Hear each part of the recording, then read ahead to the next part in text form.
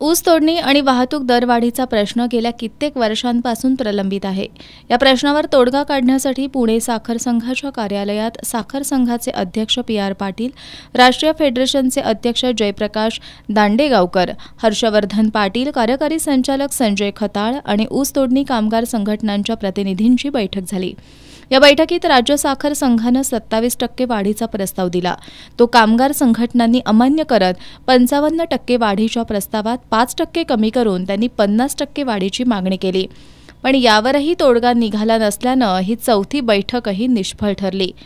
त्यानंतर ऊस तोडणी कामगार संघटनांच्या पदाधिकाऱ्यांनी बैठक घेऊन राज्य साखर संघानं दरवाढीच्या मागणीची पूर्तता केली नाही तर 25 डिसेंबरपासून राज्यातील ऊस तोडणी बंद करण्याचा निर्णय जाहीर केला।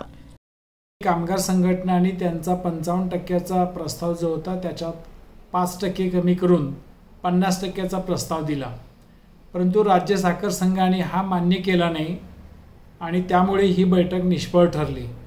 साखर संघाच्या पदाधिकाऱ्यांनी पुन्हा चर्चा करू असं सांगितल्याने ही बैठक समाप्त झाली।